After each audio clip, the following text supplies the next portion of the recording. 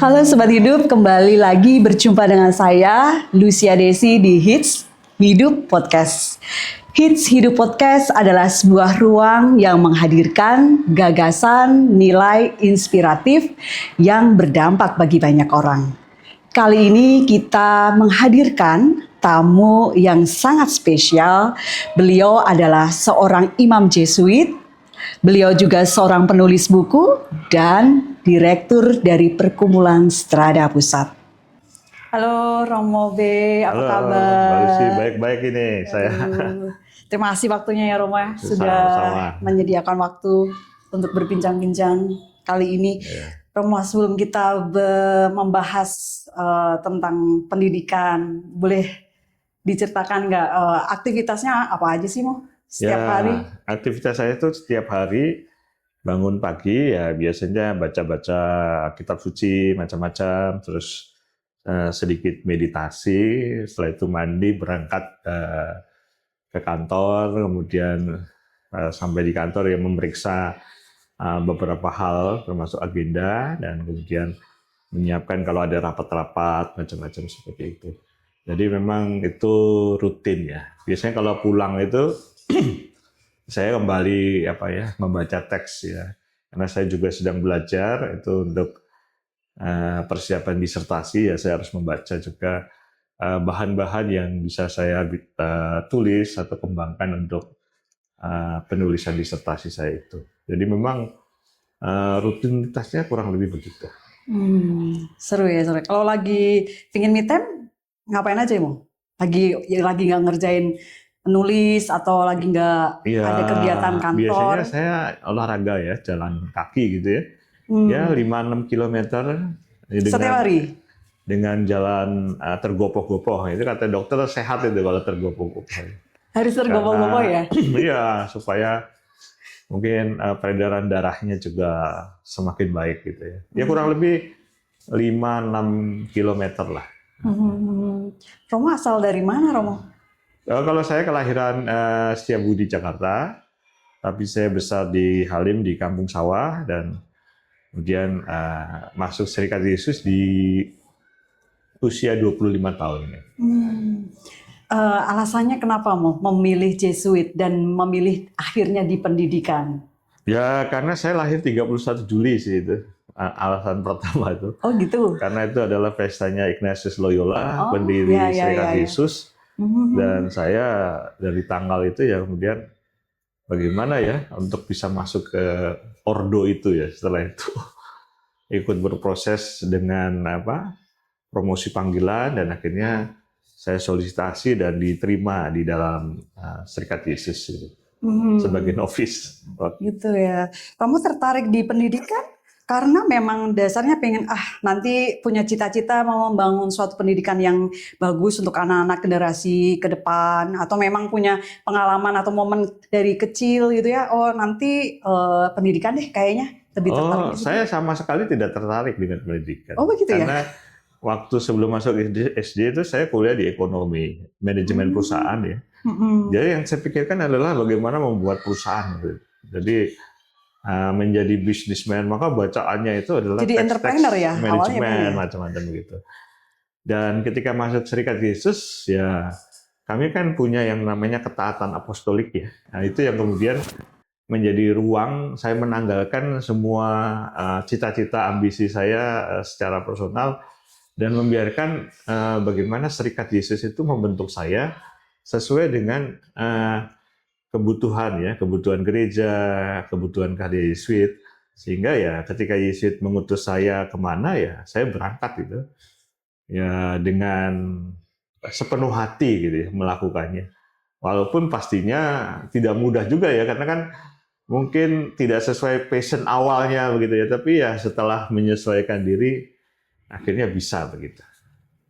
Baik. Saat ini kan mengambil doktoral ya, STF Tria Karya ya. Itu kenapa sekolah lagi nih Mo? Ya Gitu. karena memang ada kebutuhan dari serikat mengarahkan saya studinya di filsafat. Kalau saya boleh mengutarakan keinginan saya lebih tertarik ngambil manajemen juga gitu loh, supaya S1, S2-nya, S3-nya manajemen. Tapi karena serikat memandang cocok di sana dan saya memperhatikan memang tidak banyak filsuf yang bergerak di bidang pendidikan dasar menengah, ya akhirnya saya tertarik akhirnya mengambil filsafat pendidikan begitu ya, supaya bisa jadi mau mendagingkan secara filosofis ya tentang pendidikan, bagaimana itu bisa semacam menggarami manajemen pendidikan itu sendiri yang secara filosofis nantinya dapat dipertanggungjawabkan begitu. Contohnya, Mo? Ya contohnya tentang bagaimana memperlakukan murid ya. Seperti guru, kalau filosofis pendidikannya kuat kan dia juga sangat memperhatikan dimensi humanitasnya atau sisi kemanusiaannya, dan itu banyak dipelajari di filsafat ya. Sementara kalau di manajemen kan saya kadang-kadang berpikir hanya tentang untung dan rugi. Kalau jumlah muridnya banyak maka untung, jumlah muridnya sedikit maka rugi. Itu kan perspektif untung rugi. Sementara dalam filosofi pendidikan kan menyangkut kebermaknaan, nilai-nilai di balik formasi atau pendidikan anak-anak bangsa, itu digeluti sebagai sebuah kajian yang menurut saya sangat menarik. Nilai apa, Mo, yang ditanamkan untuk anak-anak ini? Ya macam-macam. Ada nilai belas kasih, kejujuran, ketulusan, kemudian pembentukan karakter, dan itu banyak dipelajari dalam filsafat. Oke. Lalu Romo, saat ini juga sebagai direktur ya dari Perkumpulan Strada. Nah itu bisa ke arah ini, titik ke ini itu bagaimana, Romo? Ya, karena saya sendiri menyerahkan diri pada serikat ya, pada gereja.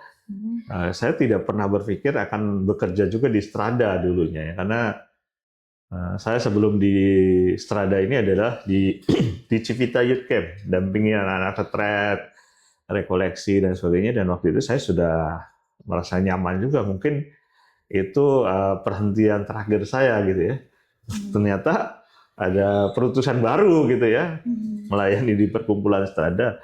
Ya saya terima saja sebagai bentuk ketaatan, tetapi juga kesiapsediaan gitu ya, dengan mempelajari bagaimana manajemen tata kelola sekolah pendidikan itu bisa ditangani dengan baik. Mau nggak mau saya belajar lagi tuh tentang itu supaya pelayanan itu bisa berjalan dengan lancar gitu. Manajemen Strada ini saat ini tuh seperti apa, Mo? Kami yang orang-orang Bapak Ibu yang di rumah ingin mendengar tuh Strada tuh sekarang lebih sudah maju di apanya, boleh mau dijelaskan? Jadi manajemennya itu kan selalu ada empat hal ya. Yang pertama terkait dengan manajemen pendidikannya sendiri, itu terkait dengan kurikulum, pembelajaran, kemudian bagaimana pendidikan itu bisa diterapkan. Yang kedua adalah manajemen kepersonaliaan, ya, bagaimana pendidik, tenaga kependidikan itu kita bantu juga pelayanan mereka supaya mereka bisa menjadi pendidik dan tenaga kependidikan yang berkualitas. Ya, maka perlu kita latih, bahkan kita sekolahkan kembali, kemudian kita beri ruang juga untuk bagaimana mereka mengaktualisasikan diri sebagai guru, sebagai karyawan, atau mungkin sebagai kepala sekolah atau pengawas di Perkumpulan Strada atau pimpinan yang lain. Dan itu butuh pembelajaran dan pelatihan serta bagaimana itu semua diatur dengan baik begitu ya. Kemudian yang ketiga terkait dengan manajemen keuangan, bagaimana keuangan itu kita bisa tangani dengan baik. Kan di Perkumpulan Strada itu kita melayani begitu banyak orang ya. Bagaimana yang mampu, yang tidak mampu, terus bagaimana kita mengakselerasi juga program beasiswa untuk murid-murid, dan juga bagaimana keuangan itu dapat dipertanggungjawabkan, tidak terjadi fraud atau mungkin korupsi atau apa, sehingga setiap rupiah yang didapat dari SPP atau dari subsidi pemerintah itu bisa kita pertanggungjawabkan dengan baik. Karena apa? tata kelola keuangannya juga semakin baik. Dan kita juga di perkumpulan Strada diaudit ya, baik secara internal maupun eksternal. Ya, bahkan eksternalnya itu kita diaudit oleh perwakilan dari Moore Steven ya, itu auditor yang cukup ternama di dunia ini. Tapi mereka mau juga mengaudit kita. Kemudian yang keempat adalah tata kelola terkait dengan sarana prasarana. Bagaimana gedung-gedung, ruangan-ruangan, kemudian kursi, meja, kemudian macam-macam terkait dengan fasilitas, itu juga kita manage sebaik mungkin. Jadi keempat-empatnya ini memang dilakukan secara integral ya, terintegrasi ya, dan bertahap. Jadi nggak bisa seperti sulap semuanya langsung jadi bagus ya, tapi secara bertahap. Maka kami ada rencana strategis yang dilakukan. Untuk yang sekarang ini rencananya 2024 sampai 2034 supaya nanti kami bisa mengukur itu tingkat keberhasilan dari manajemen perkumpulan Strada itu sendiri selama kurang lebih 10 tahun akan seperti apa. Begitu, Mbak.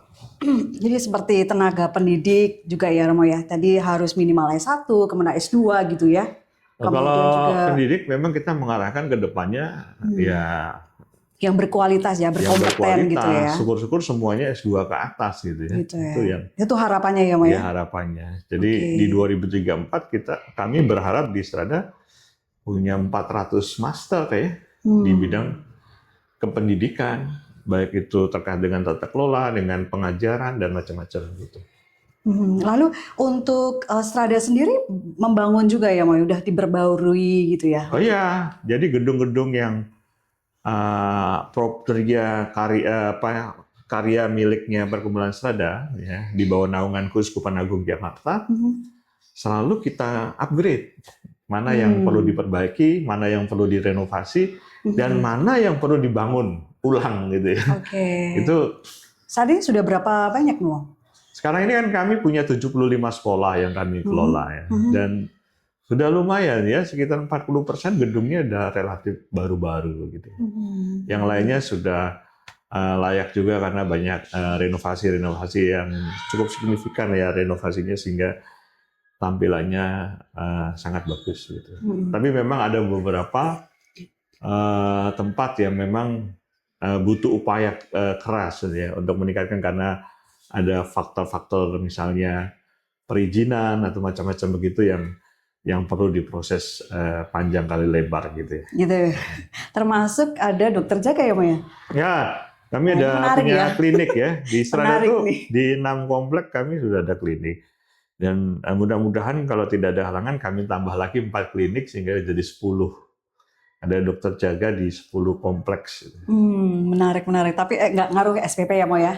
Ya, SPP-nya relatif stabil, naik-naik sedikit gitu. Tapi ya masih terjangkau lah secara umum. Lalu ada istilah nih, Mo, memanusiakan manusia di pendidikan. Secara kacamata, menurut kacamata Romo itu seperti apa sih? Ya, manusia secara utuh ya, yang dipikirkan misalnya oleh beberapa filsuf ya, semua dimensinya jalan. Jadi pikirannya, akal budinya, fisiknya ya, itu bertumbuh dengan baik. Ya. Seperti seorang pelari yang bisa lari lebih cepat, pikirannya juga menalar lebih kritis dan sebagainya. Sehingga dimensi kemanusiaannya itu memang di dalam ruang-ruang pembelajaran itu kita fasilitasi dan kita dukung pertumbuhannya. Jadi ketika di PAUD ya, treatment perlakuannya seperti apa, ketika di sekolah dasar, ketika di SMP, SMA, SMK, dan semacam itu kita sesuaikan dari segi kapasitasnya, usianya, dan juga proses pertumbuhan anak-anak itu ya. Itu yang menurut kami memanusiakan manusia seperti itu. Oh ya, di depan saya ada 4 buku. Wah. kita berbincang nih. Romo mau rilis 4 buku ya. Salah satunya ini yang saya ambil. Nah, boleh nggak Romo? Eh, boleh di-spill, ceritakan pada pemirsa di rumah untuk seperti apa sih gitu? Ya, yang ini kan menimba kebijakan Oh ya, pelajaran yang bermakna ya ya. dalam pendidikan. Nah, boleh Mo untuk Eh, Kalau menimba kebijakan itu lebih bagaimana eh, paling tidak saya melihat kebijakan dari pemerintah terkait dengan pendidikan ya, tentang kurikulum, tentang pengadaan personalia dan macam-macam supaya bisa diterima oleh begitu banyak karya pendidikan di Indonesia yang begitu beragam. Kan kadang-kadang butuh semacam jembatan ya, menerasikan dan juga melihat salah satu sudut pandang begitu ya. Dan saya adalah salah satu sudut pandang itu dari sekian banyak sudut pandang untuk membantu bagaimana program-program itu dapat diakselerasi oleh masyarakat, oleh sekolah-sekolah supaya apa? Antara kebijakan dengan sekolah yang menjalani itu sinkron gitu ya. Kan sayang sekali kalau kebijakan sudah dikaji sedemikian rupa ternyata tidak sinkron dengan realitas ya. Artinya kebijakan itu tidak apa ya, tidak tidak optimal berjalan ya. dengan baik ya. Padahal banyak kebijakan pemerintah itu ya sangat bagus. Contoh tentang pembelajaran bermakna yang kemudian menjadi deep learning ya. Itu menarik sekali ya, bagaimana semua daya jiwa ini itu bisa menangkap sebuah esensi, merefleksikan dari apa yang diketahui dan sebagainya itu. Kan ini kan butuh semacam pemahaman secara holistik ya. Dan juga ada buku yang tentang pendidikan dan dimensi lingkungan ya, bagaimana lingkungan kita itu kan bukan hanya lingkungan hidup dan sebagainya, tapi lingkungan yang ada di sekitar kita. Termasuk penggunaan gadget. Itu juga adalah dimensi lingkungan. Ya, bagaimana anak-anak itu secara bijak menggunakan gadget. Ya, apalagi sekarang kan sudah ada macam himbauan yang cukup ya apa ya memadai terkait dengan literasi digital ya, apa yang mesti dilakukan dan mana yang boleh, mana yang tidak boleh. Itu kan semakin clear lah. Karena kalau tidak disikapi dengan baik ya, mungkin anak-anak itu sendiri bisa terjebak ya dalam lingkungan yang kurang sehat atau lingkungan yang tidak kondusif. Betul, betul. Mendapatkan inspirasi ini dari mana aja Mo? Jadi buku-buku ini kan sebetulnya adalah seperti mosaik ya.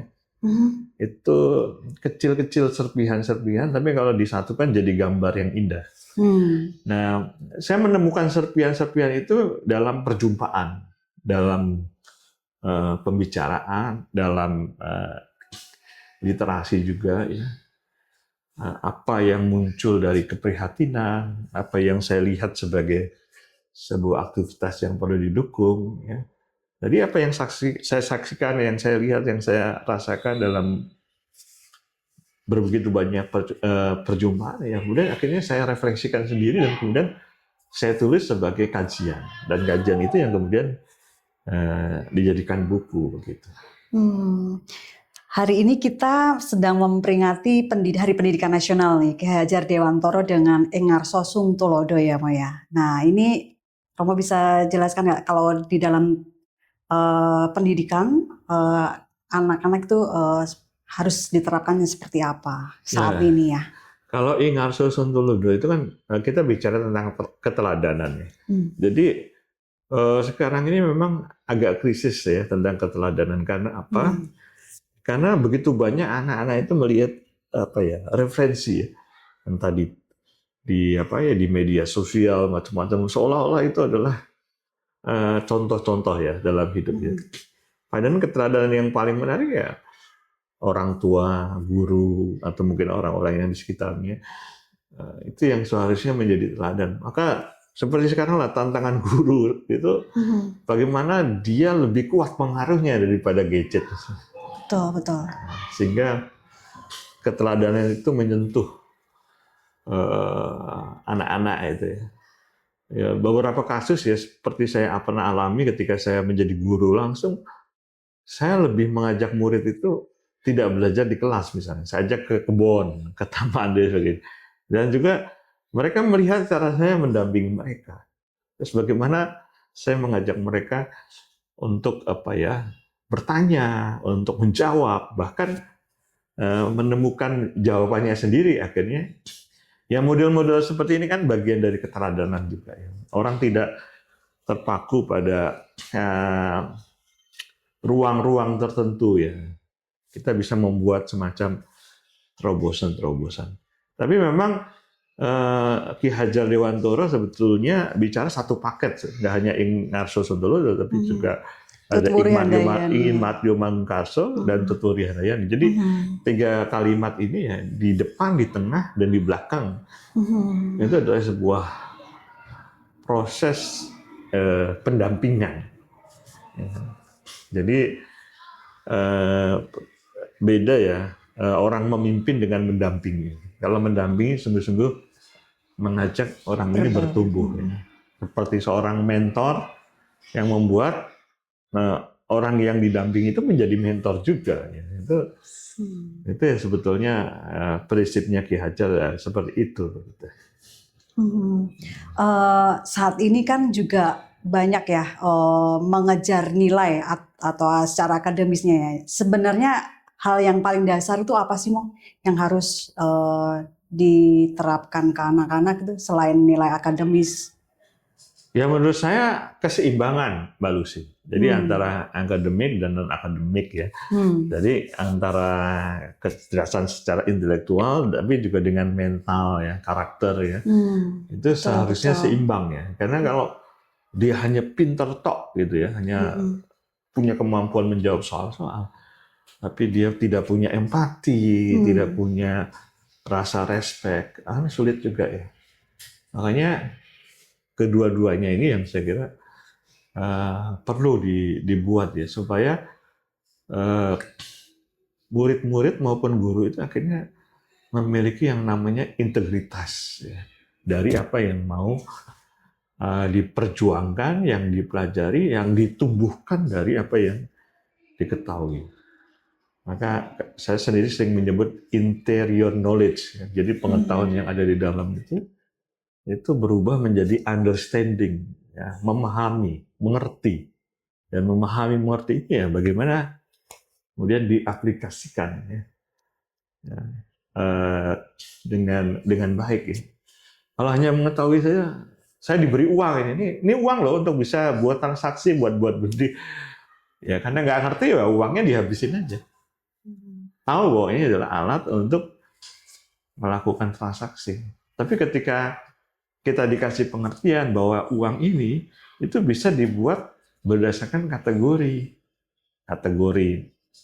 kesehatan, ya bisa untuk merawat kesehatan, kategori kegembiraan, rekreasi, ya dia bisa dipakai untuk rekreasi, tapi juga ada kategori berbagi, ya, beramal lewat uang yang sama sebetulnya. Nah, orang yang seperti ini kan sebenarnya dari sisi understanding-nya sudah jarang. Tapi kalau kepekaan ini kurang, ya tadi tahunya hanya untuk transaksi saja. Kasih uang orang tuanya, nih uang jajan buat beli kue dan sebagainya. Sampai ini ya udah nggak usah ditabung, beli habis. Karena instruksinya buat beli kue gitu. Jadi filternya nggak ada. Nah ini yang pembelajaran hidup seperti ini sebetulnya kalau para murid tahu itu bagus sekali. Di Berkumpulan Sada ada beberapa kasus ya ketika kami ada donasi ya, misalnya ada yang gempa di Cianjur atau banjir bandang di Sibolga. Anak-anak itu tergerak hatinya untuk berbagi, berdonasi dan kemudian memberikan perhatian kepada sekolah-sekolah di sini. Nah, itu hal seperti itu. Untuk saat ini tantangan terbesar apa, Mo? Kalau untuk pendidikan ya, apakah ada impact juga dari digital yang AI dan lain-lainnya? Ya tantangan yang sekarang ini yang terbesar adalah masalah kedangkalan hidup ya. Jadi orang tidak suka membaca yang berat-berat, tidak suka membaca yang panjang-panjang ya. Orang sukanya tuh yang singkat-singkat saja, yang kadang-kadang ya hanya permukaan gitu ya pengertiannya. Ini tantangan tidak mudah. Maka rekor kita di PISA itu relatif kurang bagus ya untuk literasi, sains. Maka saya kira deep learning atau pembelajaran mendalam itu saya kira itu sekaligus menjadi tawaran menarik, tetapi juga tantangan yang tidak mudah. Ya kan? Karena apa? Kadang-kadang orang di rumah ya, karena sering rewel anaknya ya dikasih HP saja. Yang penting kamu tenang gitu, main game atau. Padahal waktu saya kecil, saya agak rewel dikasih majalah Bobo. Nah, saya bisa baca-baca cerita rakyat. Gitu. Terus kalau lebih kasih yang lebih serius lagi, majalah apa Kawanku, nah, majalah Tempo kadang-kadang ya, atau majalah yang berat-berat. Tapi saya senang karena apa? Dikasih wadah untuk menggali pengetahuan. Dan didampingi, ya pendampingan orang tua di rumah, di sekolah, dan di masyarakat itu terintegrasi. Ya, ya sayang ya kalau misalnya di rumahnya aktif, tapi di sekolah tidak aktif, di rumah tidak aktif. Atau sebaliknya di rumah sangat aktif, tapi di sekolah maupun di masyarakat tidak aktif. Ya seimbang itu ya kata-kata kuncinya itu.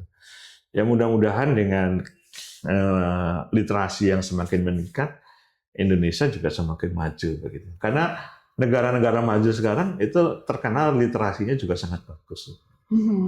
Betul, betul. Ya, kalau Romo mempunyai satu tongkat ajaib, apa yang ingin Romo ubah dalam pembelajaran di kelas untuk mengubah cara belajar anak-anak?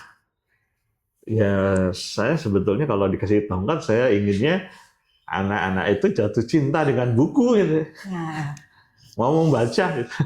tuh, literasi ya, literasi, ya, membaca. Dan kalau habis makan di kantin, setelah masih ada waktu 15 menit, ya ke perpustakaan membaca. Gitu. Sementara kalau main-main ya bisa nanti pas pulang sekolah atau apa. Tapi selama di sekolah ada waktu luang yang membaca, dan ketika pelajaran pun diberi ruang untuk membaca. Jadi tongkat ajaibnya literasi. Literasi, oke, menarik. Iya, ya. Oke, sebelum tutup acara, apa pesan khusus untuk guru-guru? Ya, saya kira untuk guru-guru dan Atau legasi, dan juga saya kira murid dan ya semuanya sajalah para pelaku di bidang pendidikan. Ya, mari kita tingkatkan budaya literasi yang bagus. Karena tidak ada yang bangsa yang besar ya tanpa literasi itu nggak ada.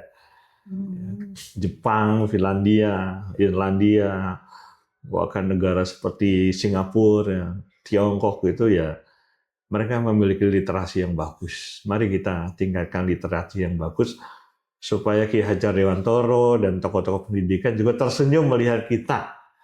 Karena apa? Karena budaya membaca itu berkembang di Indonesia, di Ibu Pertiwi yang kita cintai ini. Itu. Baik.